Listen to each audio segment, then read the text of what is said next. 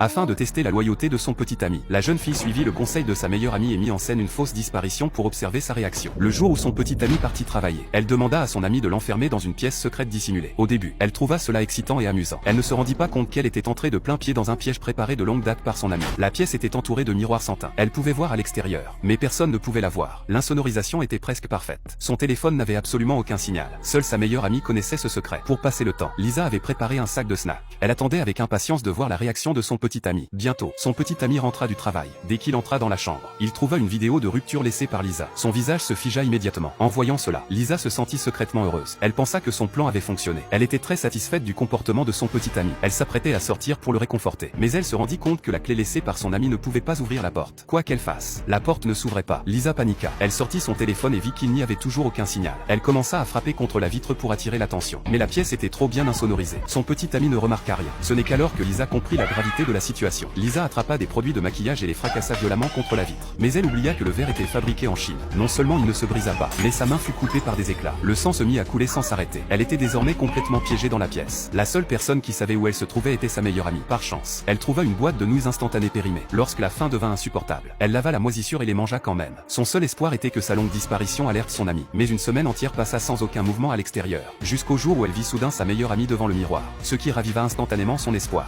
Mais elle comprit vite que quelque chose n'allait pas. 너 어떻게 들어왔어? 현재 씨가 자꾸 술 먹여서 그래. 너 아예 뭐 마셨다고 했는데도. À ce moment-là, Lisa sut que son ami avait séduit son fiancé pendant son absence. Pire encore, son ami savait clairement qu'elle était piégée derrière le miroir. Elle révéla délibérément qu'elle avait échangé la clé. Lisa frappa les tuyaux avec colère. Mais lorsque son ami remarqua les vibrations dans l'évier, elle sourit avec amusement. Il était clair qu'elle avait prévu de faire quelque chose d'encore plus cruel. Après que son ami eut quitté la salle de bain, Lisa se précipita vers l'autre miroir. Elle vit son fiancé apparaître derrière son ami. Sous ses yeux, ils firent quelque chose de répugnant. Lisa ne put que frapper violemment le mur de ses mains. Elle fut forcée de regarder, impuissante, par la porte de la salle de bain laissée volontairement ouverte. Lisa vit tout. Elle les regarda aller ensemble sur le lit. En colère et désespérée, Lisa courut vers la vitre faisant face au lit. Elle fixa la scène avec incrédulité. Pendant 2 heures entières, elle continua de frapper contre la vitre. Elle fut contrainte de regarder toute la scène pendant 2 heures. Une fois que cela se produisit la première fois, il y eut une deuxième et une troisième fois. Au début, Lisa était aussi furieuse qu'avant. Mais avec le temps, elle comprit qu'elle ne pouvait rien faire. Elle devint peu à peu insensible et commença à réfléchir à la manière de s'échapper.